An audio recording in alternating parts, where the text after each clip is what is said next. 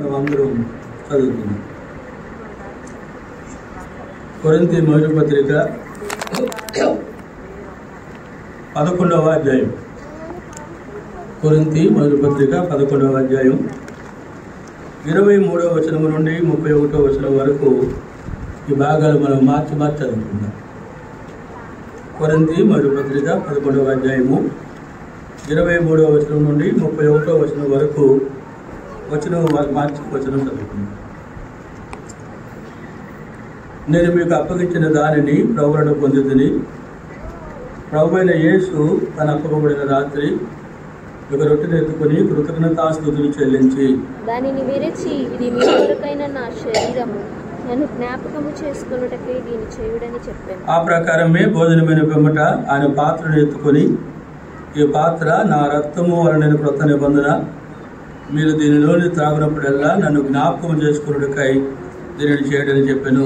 మీరు ఈ రొట్టెను తిని ఈ పాత్రలోని త్రాగునప్పుడల్లా ప్రభువు వచ్చే వరకు ఆయన మరణమును ప్రచురించారు. కాబట్టి ఎవడు అయోగ్యముగా ప్రభు పుట్టిన తిరునో లేక ఆయన పాత్రలోని త్రాగునో వాడు ప్రభు యొక్క శరీరమును గుర్చియు రక్తమును గుర్చియు అపరాధయుగును. కాబట్టి ప్రతి మనుషుడు తను తాను పరీక్షించుకొనవలెను, అలాగూ చేసి ఆ రొట్టెను తిని ఆ పాత్రలోని త్రాగవలెను. ప్రభు శరీరం అని వివేచింపక తిని త్రాగువాడు తనకు శిక్షావధి కలుగుటకే తిని త్రాగుచున్నాడు.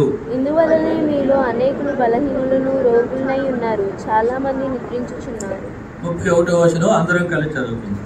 అయితే మనమే విమర్శించుకునేలా తీర్పు పొందకపోదుము. ఇంకొక వచనాన్ని చదువుకుంటాం. ఆదికాండము 50వ అధ్యాయం 15వ వచనము అందరం కలిసి చదువుకుందాం.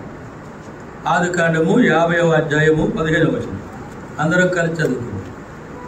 యోసేపు సహోదరులు తమ తండ్రి మృతి పొందుట చూసి, ఒకవేళ యోసేపు మన యందు పగబట్టి మనం అతనికి చేసిన కీడంతటి చొప్పున మనకు నిశ్చయముగా కీడు జరిగించను అనుకొని ప్రార్థన చేసి,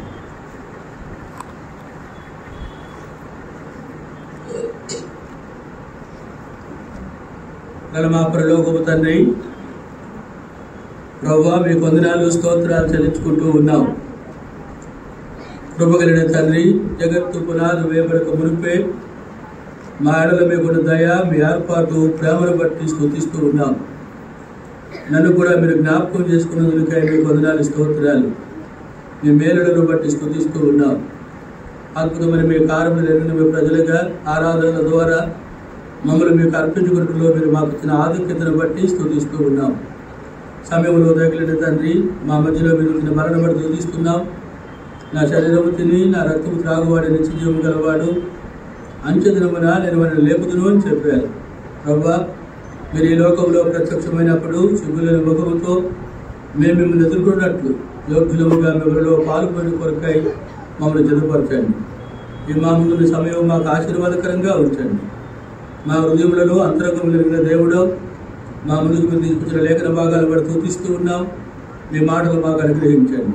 కృపగలిగిన తండ్రి, మీ మాటలు సామాన్యంగా గ్రహించుటకు సహాయం చేయండి. మీతో సహవాసం కలిగిన వరంగా అవరిలో పాల్గొని కొరకే మమ్మల్ని చదువుపరచండి. ఈ మా ముందున్న సమయం మాకు ఆశీర్వాదకరంగా ఉంచమని మీరే మహిమ పొందమని యేసు ప్రభు దివ్యమైన నామమున ప్రార్థించి స్తుతించి వేడుకొనుచున్నాము తండ్రి. ఆమేన్.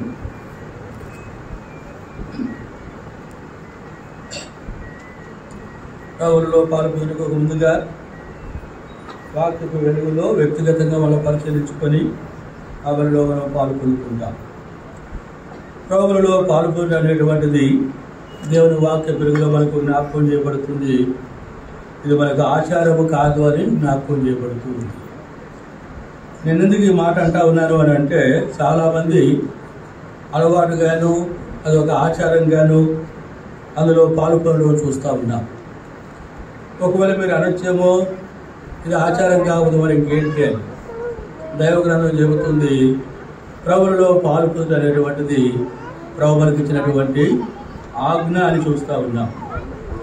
యోహాను సువార్త 6వ అధ్యాయము 54వ వచనంలో ప్రభు చెప్పాడు, నా శరీరము తిని నా రక్తము త్రాగువాడే నిత్యజీవము గలవాడు, అంచెదినమున నేను వారిని లేపుదును. ప్రభు వచ్చినప్పుడు లేక మనం ఈ లోకమును ముగించిన తర్వాత మనం ఎత్తబడే వారిగా ఉన్నట్లు దేవుని ప్రజలుగా ప్రభువును జ్ఞాపకం చేసుకొని అందులో మనం పాలు పొందే వారంగా ఉండాలని హెచ్చరించబడుతూ ఉన్నాం. ఈ 11వ అధ్యాయంలో మనం గమనిస్తూ వస్తే పౌలు ప్రభువును కూడా చెప్తా ఉన్నాడు, దాన్ని జ్ఞాపకం చేసుకున్నట్టుకై మీరు దీనిని చేయండి అని చెప్పడం చూస్తూ ఉన్నాం. ఆ రొట్టెలో పాలు పొందడం, ఆ ద్రాక్ష రసంలో పాలు పొందడం ప్రభువును జ్ఞాపకం చేసుకున్నట్ట అనే సంగతి మనకు జ్ఞాపకం చేయబడుతూ ఉంది. అది 29వ వచనం కూడా చూస్తాం. ప్రభువు శరీరం అని వివేచింపక తిని త్రాగువాడు తనకు శిక్షావిధి కలుగుడికే తిని త్రాగుతున్నాడని చూస్తూ ఉన్నాం. ప్రభు శరీరం అని, ప్రభు రక్తం అని వివేచించకుండా కనుక అందులో పాలు పొందితే అది శిక్షావిధికి కారణమని చూస్తూ ఉన్నాం. ఆ శిక్ష తర్వాత వచనంలో చదవండి 30. ఇందువలన మీలో అనేకులు బలహీనులను రోగులై ఉన్నారు, చాలా మంది నిద్రిస్తూ ఉన్నారు. బలహీనుడు అనే పదం నిష్ప్రయోజకులు అని మనకు జ్ఞాపకం చేయబడుతుంది. అంటే దేవుని ఇంటిలో ఎంత కాలంగా ఉన్నా ప్రయోజనము లేని వ్యక్తి, అది తన యొక్క బలహీనత శిక్ష అని మనకు జ్ఞాపకం చేయబడుతుంది. ఆశీర్వాద కారణంగా దేవుని ఇంట్లో నీవు ఉండలేవు అనే సంగతి కనపడుతుంది. రెండవదిగా గమనిస్తూ వస్తే రోగులు అని చూస్తూ ఉన్నాం. రోగులు అనేటువంటి పదం ద్విమనస్సు అని మనకు జ్ఞాపకం చేయబడుతుంది. రెండు మనసులు ఎప్పుడు అటు ఇటు అనేటువంటి స్వభావము, అది ఇక శిక్ష అనేటువంటిది రెండవదిగా కనబడుతూ ఉంది. మూడవదిగా మనకి ఏం కనబడుతూ ఉంది అని అంటే చాలామంది నిద్రిస్తూ ఉన్నారు. నిద్ర మరణాన్ని చూపిస్తూ ఉంది. మరణము అనేటువంటి మాట ఎడబాటు అని మనకు జ్ఞాపకం చేయబడుతుంది.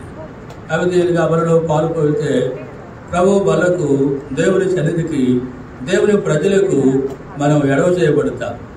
ఇవి శిక్షలుగా కనబడుతున్నాయి. ఇలాంటి దౌర్భాగ్యమైన స్థితి మనకు సంభవించకుండా ఉన్నట్లు దేవుని ప్రజలుగా వాక్య వెలుగులో వ్యక్తిగతంగా మనం పరిశీలించుకునే వారంగా ఉండాలి. అందుకొరకే 31వ వచనం అందరం కలిసి చదివాం కదా, అయితే మనల్ని మనమే విమర్శించుకునే ఎడల తీర్పు పొందకపోదు. మనమే విమర్శించుకునే ఎడల ఇది ఒక గొప్ప ఆధిక్యత. ఈ దినాల్లో చూస్తాం, ఎప్పుడు కూడా వారిని వీరిని విమర్శిస్తూ ఉంటాం. అది మన పని కాదు, అది దేవుడు చూసుకుంటాడు. అయితే మన పని ఏంటి అని అంటే మనల్ని మనమే విమర్శించుకునే వారంగా మనం ఉండాలి. అప్పుడు తీర్పు ఉండదు.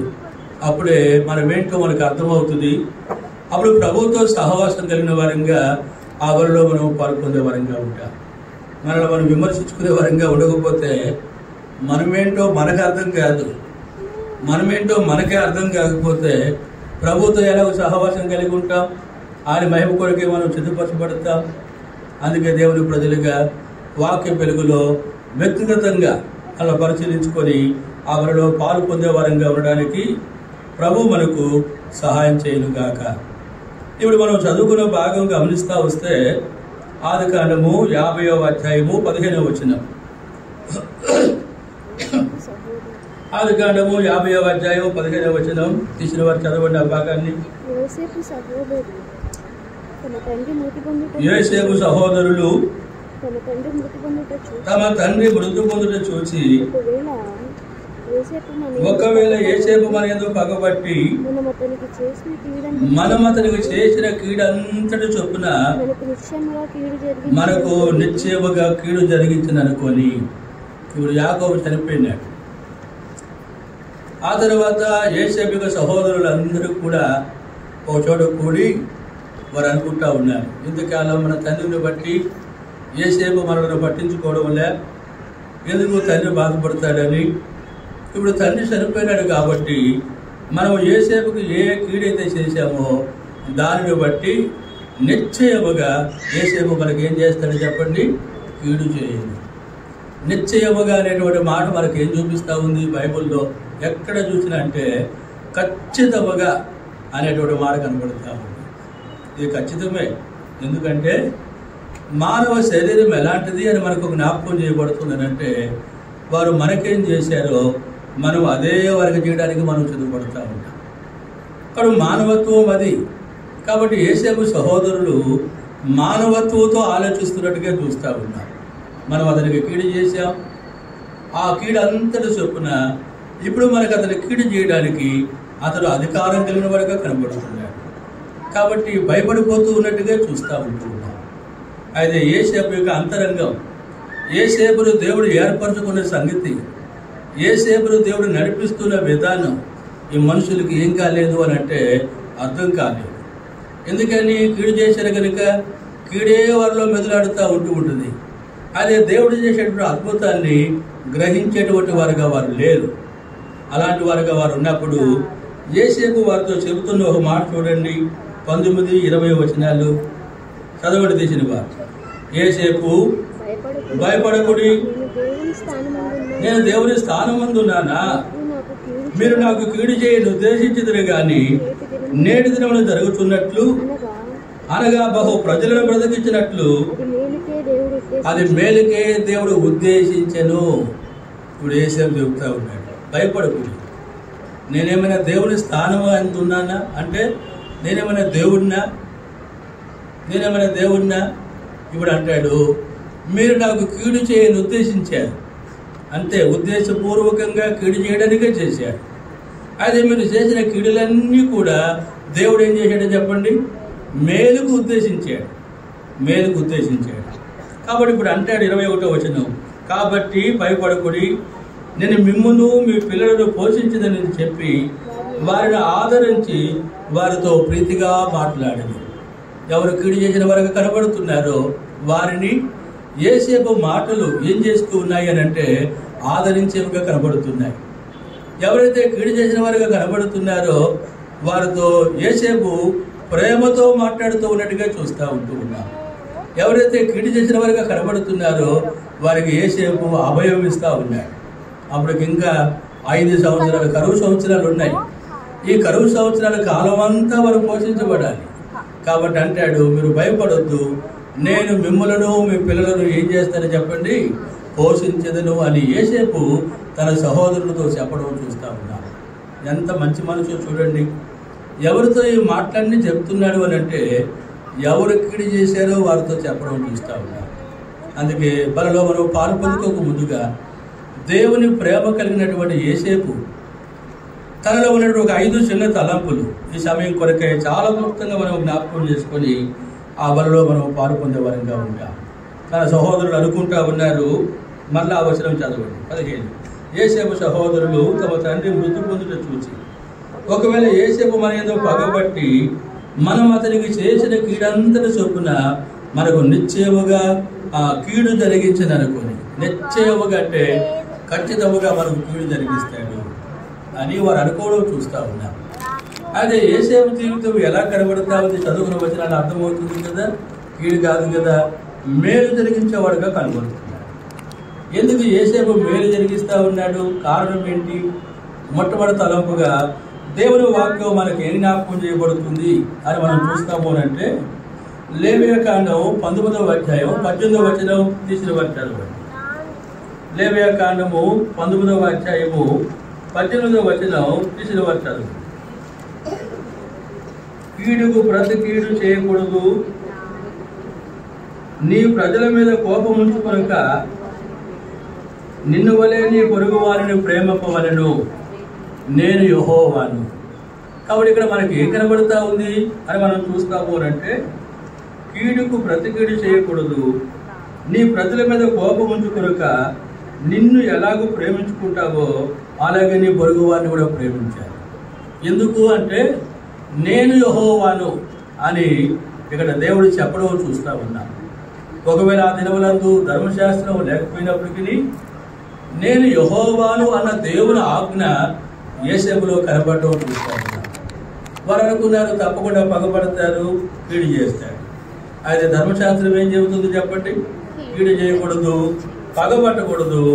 ఎందుకంటే నేను నీ దేవుడిని యెహోవాను అని ఆయన చెప్పడము అనేటువంటిది దేవుని వాక్యంలో మనకు జ్ఞాపకం చేయబడుతుంది.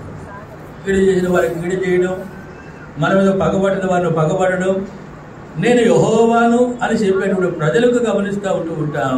అవి మన పని కాదు అనేది దేవుని ఆజ్ఞ మొట్టమొదటిగా మనకు జ్ఞాపకం చేయబడుతుంది.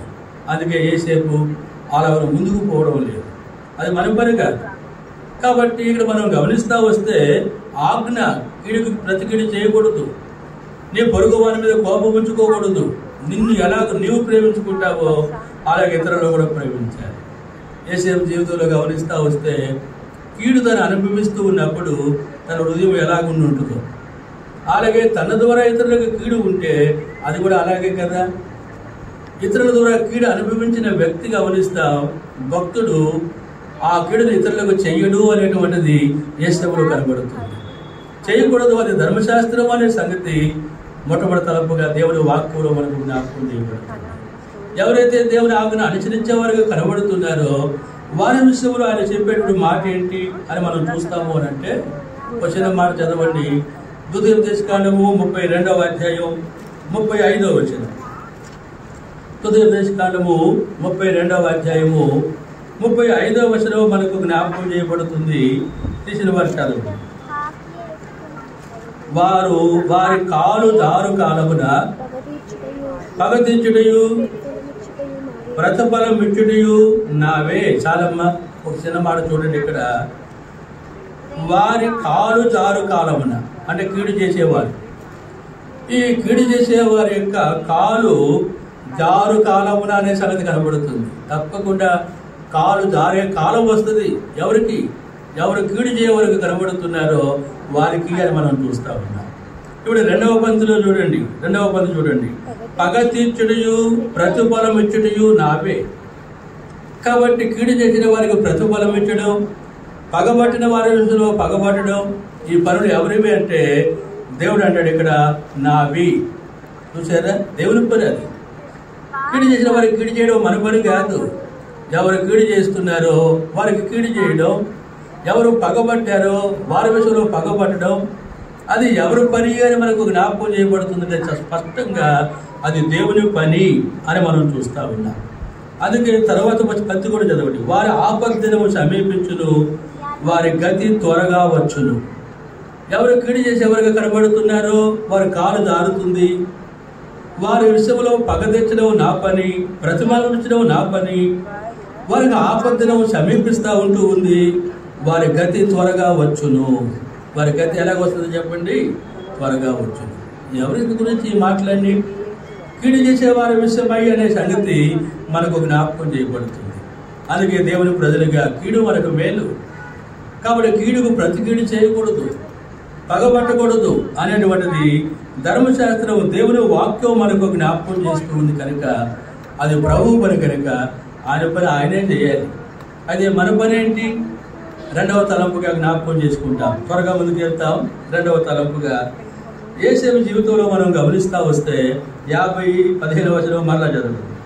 యేసేపు సహోదరులు తమ తండ్రి మృదుబలను చూసి ఒకవేళ యేసేపు పనిలో పగబట్టి మనం అతను చేసిన కీడంతటి చొప్పున మనకు నిశ్చయముగా కీడు జరిగిందని అనుకున్నాడు. కానీ వారు అనుకున్నారు, కానీ అది యేసేపు పని కాదని. అందుకే యేసేపు కీడు చేయవాడుగా లేడు. అందుకే 19-20 వచనాల్లో మనం చూస్తాం, ప్రీతిగా మాట్లాడినట్టుగా చూస్తూ ఉన్నాం. ఎందుకు యేసేపు కీడు చేసిన వారికి కీడు చేసేవాడుగా లేడు? ధర్మశాస్త్రం చెబుతుంది, నేను యెహోవాను, మీరు చేయకూడదు, ఆ పని నాది అని ఆయన చెప్పడం అనేటువంటిది భక్తుల యొక్క జీవితాలలో అది ఒకటిగా కనబడడం అనేటువంటిది మనం చూస్తూ ఉన్నాం. తిరిగి రెండవ తలంపుగా మనకి ఏం జ్ఞాపకం చేయబడుతుంది అని మనం చూస్తాము అని అంటే, ఈ కీర్తనల గ్రంథంలో 34వ అధ్యాయం 14వ వచనం. కీర్తనల గ్రంథము 34వ అధ్యాయము 14వ వచనం తీసిన వారు చదవండి. కీడు చేయుట మాని మేలు చేయము, సమాధానము వెదకి దానిని వెంటాడుము. కీడు చేయుట ఏం చేయమంటాడు చెప్పండి? మాని అనేటువంటిది మనం గమనిస్తూ వస్తే మనకి ఏం జ్ఞాపకం చేయబడుతుంది ఇది అంటే, మనకు కొన్ని గుణాలు ఉంటాయి, అర్థమవుతుందా? అవి మానలేవు మనం. అవి మానాలంటే చాలా కష్టం అన్నమాట, అర్థమవుతా ఉందా? కాబట్టి దాన్ని బట్టే మన ప్రవర్తన కనబడుతూ ఉంటుంది. అయితే దేవుని యొక్క ప్రజలుగా, భక్తులుగా, ప్రభుని అనుసరించేవారుగా వారికి చేయబడుతున్న హెచ్చరిక రెండవ మాట ఏంటి అంటే, కీడు చేయడం మాని. కీడు అంటే ఏంటిది? ఇతరులకు ఇబ్బంది కలిగించేది అది ఏదైనా అది కీడు అనే సంగతి కనబడుతూ ఉంది. ఆ కీడు చేయడం ఏం చేయమంటా ఉన్నాడు చెప్పండి? మాని. మళ్ళా చదవండి ఆ మాటను. కీడు చేయడం మాని మేలు చేయము. మేలు చేయడం మనకు చేత కాదు, కీడే చేస్తూ ఉంటుంటాం. అయితే దేవుని ప్రజలుగా రెండవదిగా మనకి ఏం జ్ఞాపకం చేయబడుతుంది? మొట్టమొదటి తలంపులో చూసాం, కీడు చేయవారికి కీడు చేయడం, వారి పరిస్థితులన్నీ దేవుడే చూసుకుంటాడు. ఆయనది ఆ పని, అది మన పని కాదు. కాబట్టి ఇక్కడ రెండవదిగా మనకి ఏం జ్ఞాపకం చేయబడుతుంది అంటే, మాని మేలు చేయము, సమాధానమును వెతికి ఏం చేయి చెప్పండి, దాన్ని వెంటాడు. సమాధానమును వెతికి దాన్ని మనం వెంటాడే వారంగా ఉండాలి. సమాధానమును వెతకడానికి మూలం ఏంటంటే మేలు అనే మాట మనకు జ్ఞాపకం చేయబడుతుంది. దాన్ని వెంటాడు. యెషయా గ్రంథంలో గమనిస్తూ వస్తే ఈ సంగతి ఇంకా స్పష్టంగా మనకు జ్ఞాపకం చేయబడడం చూస్తాం. 1వ అధ్యాయం 17వ వచనం. యెషయా గ్రంథం 1వ అధ్యాయం 17వ వచనంలో ఈ సంగతిని యెషయా ఇంకా స్పష్టంగా మనకు జ్ఞాపకం చేయబడడం మనం చూస్తూ ఉంటాం. చదవండి. కీడు చేయటం మానుడి, చాలంతే. అక్కడ కీడు చేయుట మానుడి, మేలు చేయుడి అని చూసాం 34-14వ వచనంలో. అదే యెషయా గ్రంథంలో ఇక్కడ మనం గమనిస్తూ వస్తే ఇక్కడ మనకి ఏమని జ్ఞాపకం చేయబడుతుంది? కీడు చేయుట మానుడి, మేలు చేయుట ఏం చేయడం చెప్పండి, నేర్చుకోలేండి. ఆదామునందు మన బుద్ధి, అపవాదిక ప్రేరేపణ, ఎప్పుడు కీడు చేయడమే మన పని. అదే ప్రభువునందు దేవుడు నిన్ను ఏర్పాటు చేసుకున్నాడు కదా, అది మానేసే. అదే ప్రభు యొక్క సంకల్పం ఏంటంటే మేలు చేయడం ఏం చేయాలి చెప్పండి, నేర్చుకునే వరంగా మనం ఉండాలి. అది చాలా ప్రాముఖ్యమైన సంగతి. అందుకే నేను ఒక చిన్న హెచ్చరిక మాట కూడా చెప్తాను.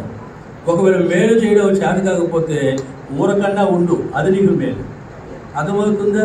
కీడు చేయడం అనేటువంటిది నీకు ఎంతో ఇబ్బంది. ఇది దేవునితో పెట్టుకోవడం. కీడు చేయడం అనేటువంటిది ఒక వ్యక్తి మరొక వ్యక్తికి, అది మనుషులతో పెట్టుకోవడం కాదు, అది దేవునితో పెట్టుకోవడం అని మనకు జ్ఞాపకం చేయబడుతుంది. కాబట్టి నీకు చేతనైతే మేలు చేయి. మేలు చేయడానికి చేత కాకపోతే నువ్వు ఊరకన్నా ఉండు. అప్పుడు దేవుని యొక్క ఆశీర్వాదం పొందుతావు.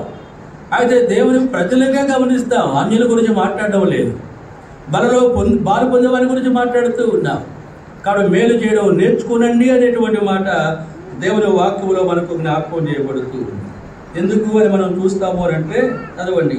న్యాయం జాగ్రత్తగా విచారించుడి, హింసింపబడు వారిని విడిపించుడి, తండ్రి లేని వారికి న్యాయము తెచ్చుడి, విధవరాల పక్షముగా వాదించండి. కాబట్టి న్యాయం చేయడానికి మీరు ప్రయాసపడండి, మేలు చేయడానికి ప్రయాసపడండి, కీడు చేయడానికి కాదు.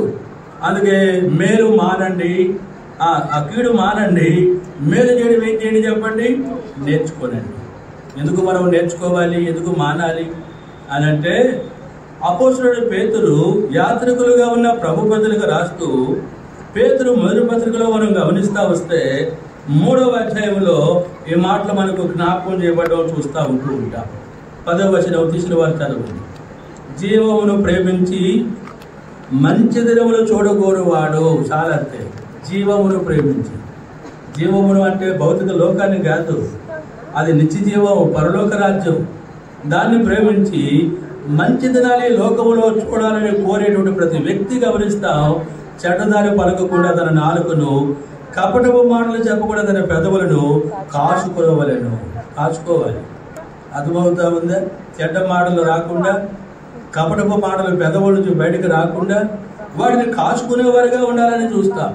ఎందుకంటే జీవమును ప్రేమించే వారికి హెచ్చరిక. 11వ వచనం. అతడు కీడు నుండి తొలగి మేలు చేయవలెను, సమాధానమును వెతికి దానిని ఏం చేయవలెను, వెంటాడవలెను. కీడు నుండి తొలగి మేలు చేయవలెను అనే మాట చూస్తాం. కాబట్టి కీడుగా కనబడే ప్రతి దానికి గమనిస్తూ ఉంటాం, తన దూరముగా ఉండాలి, మేలును అనుసరించేవాడిగా తాను ఉండాలి. ఎందుకు అని అంటే 12వ వచనంలో కూడా చూస్తాం, ప్రభు కరులు నీతిమంతుల మీదను ఆయన చెవులు వారి ప్రార్థనల వైపును ఉన్నవి, ప్రభువు ముఖము కీడు చేయవారికి విరోధముగా కనబడుతూ ఉంది. ఎవరు కీడు చేయవారిగా కనబడుతున్నారు? వారికి ప్రభు ముఖము ఎలా కనబడుతూ ఉందని అంటే విరోధముగా కనబడుతుంది. అందుకే దేవుని ప్రజలుగా భార్య భర్తకు కావచ్చు, భర్త భార్యకు కావచ్చు, పిల్లలు తల్లులకు కావచ్చు, తల్లుల పిల్లలకు కావచ్చు, విశ్వాసులుగా ఒకరికి కావచ్చు, కీడు చేయడానికి ఎవరు ప్రయత్నించేవాడిగా కనబడుతున్నాడో అలాంటి వ్యక్తికి ప్రభు ముఖము విరోధముగా ఉన్నదనే సంగతి మనకు జ్ఞాపకం చేయబడుతుంది. అందుకే యేసేపుని గురించి వారు ఊహించారు, తప్పకుండా కీడు చేస్తాడు. అయితే యోసేపు కీడు చేయడు. ఎందుకో తెలుసా? కీడు చేయడం ద్వారా ప్రభు ముఖము ఆ వ్యక్తికి విరోధమవుతా ఉంది. కాబట్టి కీడు మేలు చేయడం ద్వారా గమనిస్తూ ఉంటున్నావు, ప్రభు కన్నులు ఆ వ్యక్తి మీద ఉంటా ఉన్నాయి. అందుకే వారు ఊహించింది వేరు, యోసేపు జీవితం వేరు. అందుకే భక్తులు ఊహకు అందరూ, అర్థమవుతా ఉందా? భక్తులు ఊహకు ఏం చేయాలి చెప్పండి? అందరూ. ఎందుకంటే వారి జ్ఞానం దేవుడు వారిని ఏర్పాటు చేసుకున్నాడు. దేవుని మహిమ కొరకే వారు జీవిస్తారు. అందుకే మొట్టమొదటిగా ఆజ్ఞను తను అనుసరిస్తున్నట్టుగా చూస్తూ ఉన్నాం. రెండవదిగా గమనిస్తాం, ప్రభువు దృష్టి తన మీద ఉడినట్లుగా తాను కనబడుతున్నట్టుగా రెండవదిగా చూస్తూ ఉన్నాం. అందుకే కీడు చేయడం మానండి, మేలు చేయడం నేర్చుకోనండి. ఎందుకంటే కీడు అది మన పని కాదు, మనం మేలు చేసేవారిగా మనం ఉండాలి. రెండవదిగా చూస్తూ వచ్చాం. తిరిగి మూడవదిగా ఆదికాండము 50వ అధ్యాయం 15వ వచనాన్ని అనుసరించి మూడవ తలంపుగా మనకు జ్ఞాపకం చేయబడుతుంది. కీర్తనల గ్రంథము 15వ అధ్యాయము 3వ వచనం ఒకసారి చదవండి. కీర్తనల గ్రంథం 15వ అధ్యాయం 3వ వచనంలో మనం గమనిస్తా వస్తే, అట్టివాడు నాలుకతో కొనెములాడడు, తన చెలికానికి కీడు చేయుడు, తన పొరుగు వారి మీద నింద మోపడు. చాలంతే. ఇక్కడ మనం గమనిస్తా వస్తే మూడవ తలంపుగా చూస్తాం, అట్టివాడు అనే మాట కనపడుతుంది. అట్టివాడు, అట్టివాడు అన్నప్పుడు ఎట్టివాడు అని అనబడి, ఎట్టివాడు అది మొదటి వచనం చదివితే మనకు అర్థం అవుతుంది. చూడండి, యెహోవా నీ గుడారములో అతిథిగా ఉండదగిన వాడు ఎవడు? చాలంతే. యెహోవా నీ గుడారం, నీ గుడారము అనేటువంటిది నీ మందిరము అని మనకు జ్ఞాపకం చేయబడుతుంది. అర్థమవుతా ఉందా? నీ మందిరములో అతిథిగా ఉండదగిన వాడు ఎవడు? అతిథి అనేటువంటి ఒక వ్యక్తి ఘనతకు పాత్రుడు అనే సంగతి మనకు జ్ఞాపకం చేయబడుతుంది. మనం చూస్తాం, సహజంగా మన ఇంటికి అతిథులు వస్తారు. ఆ ఘనత సత్కార్యములన్నీ మనకు చేసే వరంగా కనబడతాం. కాబట్టి అతిథి దేవుని యొక్క గుడారములో ఘనత నిమిత్తమైనటువంటి పాత్ర అనే సంగతి దేవుని వాక్యంలో మనకు జ్ఞాపకం చేయబడుతుంది. ఏ వ్యక్తి అయితే దేవుని గుడారం, దేవుని మందిరములో అతిథిగా ఉండదగిన వాడుగా కనబడుతూ ఉన్నాడు. ఆ తర్వాత 3వ పంక్తి చూస్తాం. అక్కడే నీ పరిశుద్ధ పర్వతము మీద నివసింపదగిన వాడు ఎవడు? పరిశుద్ధ పర్వతము అనేటువంటిది ఔన్నత్యాన్ని చూపిస్తూ ఉంది. పాత నిబంధనలో యెరూషలేము ఆ మోరియా పర్వతముల మీద కట్టబడినట్టుగా చూస్తా, ఎత్తైన స్థలముల మీద కట్టబడినట్టుగా చూస్తా ఉంటూ ఉన్నాం. ఆ కారణాన్ని బట్టి దేవుని మందిరము ఔన్నత్యమైన స్థితిని చూపించడం చూస్తూ ఉంటూ ఉన్నాం. మనం అనుకుంటామేమో సామాన్యంగా దేవుని ఇంట్లో కూర్చోవడం, దేవుని ఇంట్లో ఉండడం ఇది ఎంతో గొప్ప ఆధిక్యత అనే సంగతి మనకు జ్ఞాపకం చేయబడుతుంది. ఎందరికో లేని బాధ్యతలు దేవుడు మనకి ఇచ్చాడు. అలాంటి వ్యక్తిని గురించి మాట్లాడుతూ 3వ వచనంలో అంటాడు, అట్టివాడు నాలుగుతో కొండెములాడడు, తన చెలికానికి ఏమి చేయడు అని మనకు జ్ఞాపకం చేయబడుతుంది. కీడు చేయుడు. చెలికాడు అంటే స్నేహితుడు, పొరుగువాడు. అర్థమవుతా ఉందా? ఎంత కీడు చేసుకుంటా ఉంటామో ఒకరికొకరికి. అబ్బా ఇంత బాగుంటుంది, ఇంతలేక ఏమైందయ్యా? పుట్టింది దుర్బుద్ధి. అర్థమవుతా ఉంటూ ఉందా? దుర్బుద్ధులు ఉడతాయి. ఎప్పుడు దుర్బుద్ధులు ఉడతాయో ఒకరికి ఒకరు కీడు చేసుకోవడం చూస్తాం. అర్థమవుతా ఉందా? ఎంత విచిత్రం అంటే అందరం వల్ల ఒకే వలలో పాల్పొందుతారు. ఎక్కడిది ధైర్యం? దేవుడు ఉన్నాడా లేడా? ఆ గమనం కూడా లేని వారిగా ప్రవర్తిస్తా ఉన్నాం. మన ప్రవర్తన దేవుని మహిమ కొరకై ఎలా కనబడుతూ ఉంది? వ్యక్తిగతంగా వాక్య వెలుగులో మనల్ని పరిశీలించుకునే వారంగా ఉండాలనేటువంటి సంగతి దేవుని వాక్యంలో మనం చూస్తాం. అట్టివాడు తన శలికానికి ఏం చేయడంటమ్మా చెప్పండి? కీడు చేయడు. చక్కని మాట. కీర్తనల గ్రంథములోనే 28వ అధ్యాయము 3వ వచనం చదవండి ఒకసారి. 28 3వ వచనం. భక్తిహీనులను పాపము చేయవారిని నీవు లాగివేయినట్టు నన్ను లాగివేయకము. వారు దుష్టాలోచనలు హృదయములో నుంచుకొని తమ పొరుగు వారితో సమాధానముగా మాట్లాడుదురు.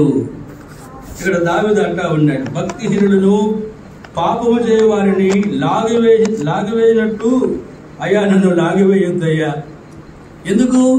వారిని ఎందుకు లాగివేసేస్తాడు అని అంటాడు ఇక్కడ. వారు దుష్ట ఆలోచన హృదయంలో ఉంచుకొని తమ పొరుగు వారితో ఎలాగ మాట్లాడతారని చెప్పండి? సమాధానంగా మాట్లాడతారు.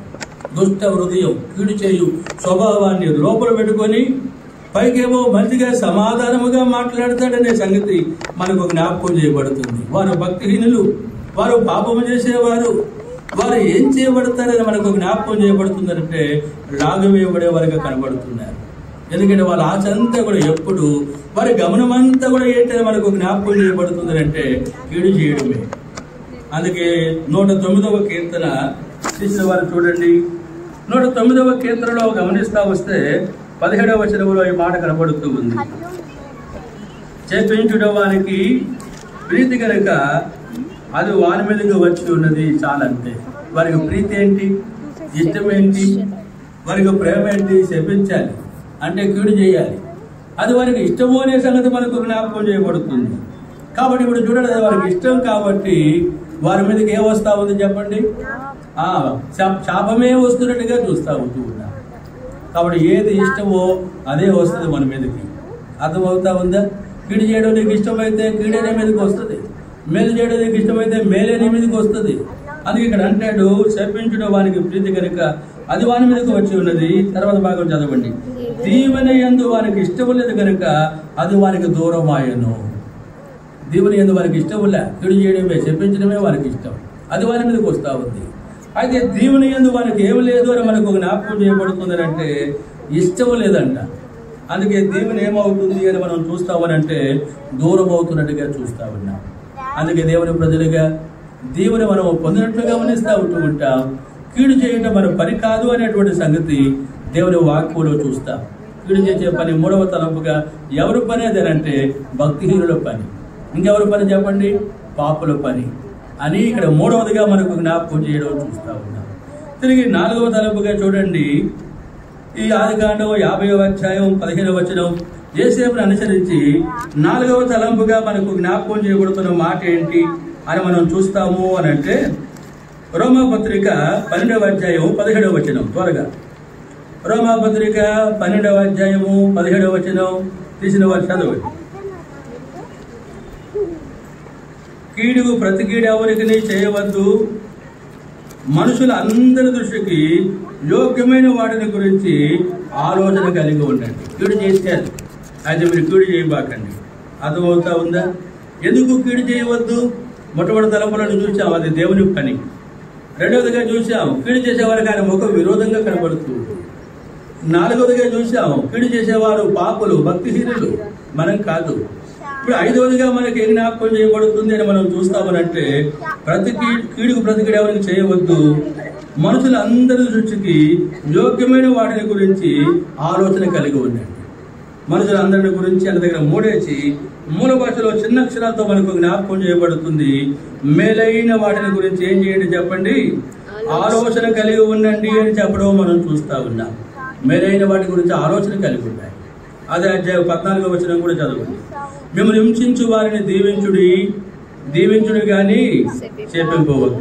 మిమ్మల్ని ఎవరైతే హింసిస్తా ఉన్నారో వారిని దీవించండి కానీ శపించవద్దు అని చెప్పడం చూస్తూ ఉంటున్నాం. భక్తులుగా అది మన కర్తవ్యముగా మనకు జ్ఞాపకం చేయబడుతుంది. తిరిగి మళ్ళీ అదే అధ్యాయంలో 19వ వచనం కూడా చదవండి. 19వ వచనం. ప్రియులారా, మీకు మీరే పగ తెచ్చుకొనక దేవుని ఉగ్రతకు చోటియుడి, పగ తెచ్చుడు నా పని, నేనే ప్రతిఫలమిత్తును అని ప్రభువు చెప్పుచూ ఉన్నాడని వ్రాయబడి ఉన్నది. పగ తెచ్చుడు నా పని. దుఃఖకాండం 32-35లో చదివాం కదా, అది నా పని. ఆ విధముగా దైవ గ్రంథంలో వ్రాయబడి ఉన్నది. అది మన పని కాదు అనేటువంటి సంగతి మనకు జ్ఞాపకం చేయబడ్డం మనం చూస్తా ఉంటాం. ఇది దేవుని ప్రజలుగా మన కర్తవ్యముగా 4వదిగా మనకు జ్ఞాపకం చేయబడడం అనేటువంటిది మనం చూస్తా ఉన్నాం. సామెతల గ్రంథము 20వ అధ్యాయము 22వ వచనం తీసిన వారు ఒకసారి చదవండి. సామెతలు 20వ అధ్యాయము 22వ వచనం మనకు జ్ఞాపకం చేస్తూ ఉంది. కీడుకు ప్రతి కీడు చేసేదని అనుకొనవద్దు, యెహోవా కొరకు కనిపెట్టుము, ఆయన నేను రక్షించును. కీడుకు ప్రతి కీడు చేసేదనని అనుకొనవద్దు, యెహోవా కొరకు కనిపెట్టు. యోసేపు జీవితంలో కీడులు తను అనుభవిస్తూ పోయినాడు, కానీ ఎక్కడ కూడా ప్రతి కీడు చేస్తానని అనుకున్నట్టుగా లేడు. కీడులలో యెహోవా కొరకు తాను కనిపెట్టుకున్నవాడుగా కనబడుతున్నాడు. అందుకే దేవుడు తన పక్షంగా జరిగించినటువంటి అన్ని కీడులలో ఎలాంటి పరిస్థితులు కూడా తను పోయినాడో తాను గ్రహించిన వ్యక్తిగా కనబడుతూ ఉన్నాడు. అందుకే కీడుకు ప్రతి కీడు అనేటువంటిది అది తన కర్తవ్యము కాదు. తప్పకుండా సహోదరులు అనుకున్నారు, నిశ్చయముగా మనకు కీడు చేస్తాడు మనం చేసిన కీడును బట్టి. అది యేసేపు జీవితంలో గమనిస్తూ ఉంటాం. అది తన పని కాదు, దేవుడిని నమ్ముకున్న కారణమును బట్టి గమనిస్తూ ఉంటాం. నాలుగవదిగా మనకు జ్ఞాపకం చేయబడుతుంది, వారు ఊహించింది వేరు, యేసేపు స్వభావం వేరు. మన స్వభావం దేవుని వాక్కు మనకు జ్ఞాపకం చేయబడుతుంది. కీడు మన పని కాదు. దేవుడిని నమ్ముకున్న వారంగా మనం ఉండాలి. కీడులలో నుండి ఆయన మహిమ కొరకై మరణాన్ని సిద్ధపరిచేవారుగా ఉంటాడు. నాలుగవదిగా చూస్తూ ఉన్నాం. తిరిగి ఐదవదిగా ప్రభువులో పాలు పొందుకోక ముందు ఒక మాట మనకు జ్ఞాపకం చేయబడుతుంది. 15వ వచనం చదవండి. యేసేపు సహోదరులు తమ తండ్రి మృదు పొందును చూచి, ఒకవేళ యేసేపు మన యందు పగబట్టి మనం అతనికి చేసిన కీడంతటి చొప్పున మనకు నిశ్చయముగా కీడు జరిగించదనుకోని, నిశ్చయముగా కీడు జరిగిస్తారు. ఒక మాట గమనిస్తాం, కీడు చేశారు, కీడు జరిగిస్తే ఏమవుతుంది చెప్పండి? పగ ఎక్కువైపోతుంది. అంతేకాని దేవునికి మహిమ కలగదు దాని ద్వారా. అందుకే ఐదవదిగా మనకి ఏ జ్ఞాపకం చేయబడుతుంది అని మనం చూస్తాము అని అంటే, చదవండి రోమాపత్రిక 12వ అధ్యాయము 21వ వచనం. రోమాపత్రిక 12వ అధ్యాయము 21వ వచనం. కీడు వలన జయింపబడక మేలు చేత కీడును జయించుము. కీడునంట కీడు చేత ఏం చేయలేము చెప్పండి, మనం జయించలేము. కీడును మనం ఏం చేయాలని మనకు జ్ఞాపకం చేయబడుతుంది అంటే, మేలు చేత జయించాలి. అది మన స్వభావం ఎలాగుంటుంది చెప్పండి? కీడు చేసే వారికి కీడే చేయడానికి ప్రయత్నిస్తూ ఉంటాం. అదే మేలు అనేటువంటిది గమనిస్తూ ఉంటాం. కీడును జయిస్తాము అనేటువంటి గ్రహింపు రాదు మనకు. అయితే దేవుని ప్రజలుగా కొన్ని అనుభవాలు ఆ గ్రహింపులకు మనం తీసుకొస్తాయి. యేసేపు జీవితంలో కీడులన్నీ గమనిస్తాం, మేలు కొరకు జరగడం చూస్తూ ఉన్నాం. ఎక్కడ పాపంతో కూడా తాను రాజీ పడలేదు. తన యొక్క వ్యక్తిగత ఆత్మీయ జీవితాన్ని కాపాడుకుంటూ వచ్చాడు.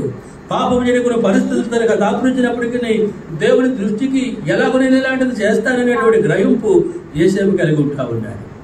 అందుకే దేవుని ప్రజలుగా కీడును మనం జయించే వారంగా ఉండాలి. కీడు చేత మనం జయించబడకూడదు, కీడును మనం జయించే వారంగా ఉండాలి. అందుకే చిన్న ఉదాహరణ చెప్తాను. మేమున్న దగ్గర ఐస్ క్రీమ్ బండి ఒక వ్యక్తి తీసుకొని వస్తాడు. దానికి శబ్దం మైకు పెద్దగా పెడతాడు అన్నమాట. పెద్దగా పెట్టి సినిమా పాటలు, అవి ఎలాంటి పాటలు అంటే చెవుతో వినకూడదు, అలాంటి బూతు పాటలు పెట్టుకొని వస్తాడు. అప్పుడు నేను ఒకసారి వెళ్ళి, దేవుని మందిరం అని తెలియదా నీకు? ఇలాంటి పాటలు పెట్టుకొని ఇక్కడ ఇంత పెద్ద సౌండ్ అని అంటే, నేను క్రైస్తవుడిని అంటాడు. అర్థమవుతుందా? నాకు కోపం వచ్చి, నువ్వే క్రైస్తవుడు రా పనికిమాలోడా, ఇక్కడ పాటలు పెట్టుకొని దేవుని మందిరం దగ్గర కూడా ఇలాగ చేస్తా అని తిడుతూ ఉండేవాడు అనమాట. ఒకసారి కాదు, ఎన్నిసార్లు అన్నా కూడా వాడు మాత్రం మారనే. సరే, విసుగు ఊడిపోయింది. ఒకరోజు నేను ఉన్నాను సమయానికి. ఆ రోజు ఏమైందంటే, నా భార్య గేట్లో పోయి నుంచుంది. ఆ బండి ఆ పాటలతో ఆపడు, చాలా మూర్ఖుడు అనమాట. పెడతానే వస్తూ ఉన్నాడు. సరిగ్గా గేట్లో నిలబడి దగ్గరకు వచ్చిన తర్వాత, అయ్యా 12:30 1 గంట అవుతుంది, అయ్యా భోంచేస్తావా అని అడిగింది. అయ్యా భోంచేస్తావా అనగలోనే వెంటనే, అమ్మ భోంచేస్తానమ్మా అన్నాడు. భోంచేస్తానమ్మా అని చెప్పిన వెంటనే భోజనం పెడతాను అని చెప్పి తీసుకొచ్చి మందిరంలో కూర్చొని పెట్టి కడుపు నిండా మంచి భోజనం పెట్టింది. భోజనం తింటా ఉన్నప్పుడు చెప్తా ఉంది, అయ్యా నువ్వు క్రైస్తవుడు కదా, నువ్వు దేవుని బిడ్డవు కదా, ఇక్కడ పాటలు ఎందుకు పెట్టుకున్నావు అని అడిగితే అప్పుడు చెప్పిన, అక్క పెన్ డ్రైవ్ ఉంది అక్క నా దగ్గర, దాని నిండా ఆ పాటలు ఎక్కించి ఇచ్చారు అక్క నాకు వేరే వాళ్ళు, అందుకని అది పెట్టుకుంటా తిరుగుతా ఉన్నాను అక్క. ఐస్ బండి వచ్చిందని అందరికి అర్థం కావాలి కదా, అందుకు పెట్టుకున్నాను అక్క. అప్పుడు ఆమె చెబుతుంది, ఆ పెన్ డ్రైవ్ తీసుకురాయ్యా, దేవుని పాటలు ఎక్కిస్తాం అంటే, సరే అక్క తిరిగిపోయి ఆ పెన్ డ్రైవ్ తీసుకొచ్చాడు. ఆ పెన్ డ్రైవ్ తీసుకొచ్చిన తర్వాత మా దగ్గర ఉన్న ద్వారా ఆ పెన్ డ్రైవ్ నిండా 175 పాటలు, చియోను పాటలు ఆ పెన్ డ్రైవ్ నిండా ఎక్కించి ఇచ్చేసాడు. ఇక చూడండి, అద్దెకి మొత్తం చియోను పాటలు ఏమైందో తెలుసా, మారు మోగిపోయింది. ఒకరోజు కాదు, కొద్ది నెలలు పొడుగుతా అర్థమవుతా ఉందా? ఎందుకు నేను చెప్తున్నా? దేవుని సేవకునే వాడి మాటలను బట్టి కోపం వచ్చేది. క్రైస్తవుని అంటే నువ్వే క్రైస్తవురా అని చెప్పి తిట్టేవాడిని. దాని ద్వారా ప్రయోజనం లే. అయితే చూడండి, పిలిచి భోజనం పెట్టడం ద్వారా ఎంత చక్కగా చెప్పిన మాట విన్నాడో చూడండి, ఎలాగో దేవుడు మహిమపరచబడుతున్నాడో చూడండి. దేవుని వాక్యం జ్ఞాపకం చేయబడుతుంది. కీడు చేత జయించబడక మేలు చేత కీడును మనం ఏం చేసే వరంగా ఉండాలి చెప్పండి? జయించే వరంగా ఉండాలి. పగ కలిగిన మరియు పగ కలిగిన మరింత పగ కలిగిన తన సహోదరులు అందరినీ గమనిస్తూ ఉంటాం. వారికి మేలు చేయడం ద్వారా గమనిస్తూ ఉంటాం. యేసేపు వారిని స్వతంత్రించుకోగలిగాడు. యేసేపు వారిని స్వాధీనం చేసుకోగలిగాడు. యేసేపు వారందరినీ జయించగలిగాడు. ఇది జయ జీవితం యొక్క రహస్యము అనేటువంటి సంగతి యేసేపులో మనకు కనబడుతూ ఉంది. భక్తులుగా దేవుని ప్రజలుగా ఎలాంటి వరంగా కనబడుతున్నారు. అందుకే వాక్య వెలుగులో వ్యక్తిగతంగా మనం పరిశీలించుకుందాం. ప్రభు చెప్పాడు, నన్ను జ్ఞాపకం చేసుకున్నకే మీరు దీనిని చేయండి.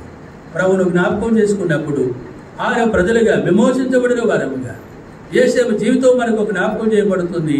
తండ్రి చనిపోయినాడు, సహోదరులు అనుకుంటా ఉన్నారు, తప్పకుండా మనకు కీడు చేస్తాడు, నిశ్చయముగా మనకు కీడు చేస్తాడు. చూసారా? అది యేసేపు అంటాడు. ఆ మాట చదువుకొని ప్రభువులో పాలు పొందుకుందాం. 19-20 వచనాలు. యేసేపు భయపడకుడి. యేసేపు అంటా ఉన్నాడు, వరకు భయములన్నీ పోతున్నాయి. భయపడకుడి, నేను దేవుని స్థానం అందున్నానా? క్వశ్చన్ మాట. నేను దేవుని స్థానం అందున్నానా? నువ్వు నిమిత్త మాత్రుడివే, మనుషుడివే. నువ్వు అర్థమవుతూ ఉందా? కాబట్టి కొన్ని బర్రెలు మనం గమనిస్తాం. కన్ను మూసుకొని కన్ను తెరిచేసరికి మాయమైపోతావు. నీ బతుకు అలాంటిది. అలాంటి పరిస్థితులు కలిగినటువంటి మనం గమనిస్తూ ఉంటాం, ఎలాంటి వారంగా ప్రవర్తిస్తూ ఉంటాం. అందుకే నేను దేవుని స్థానం అందున్నానా? ఆయన పని ఆయన చేస్తాడు. మీరు నాకు కీడు చేయని ఉద్దేశించారు, కానీ అది నేటి దినమున జరుగుతూ ఉన్నట్టు దేవుడు దేనికి ఉద్దేశించాడు చెప్పండి? మేలుకు ఉద్దేశించాడు. భక్తులు వారి జీవితాలలో కీడులన్నీ కూడా మేలు అనే సంగతి మనకు జ్ఞాపకం చేయబడుతుంది. కీడులలో ఎక్కడ మనం నీర్చెల్లకూడదు, నిరుత్సాహపడకూడదు, వెనక తీయకూడదు, బలహీనపరచబడకూడదు.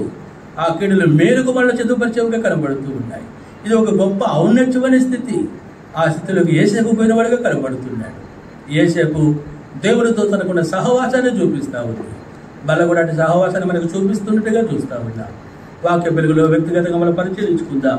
దేవుని ప్రజలుగా ప్రభుతో సహవాసం కలిగిన వారిగా అవరిలో పాల్గొనడానికి ప్రభు మనకు సహాయం చేయను.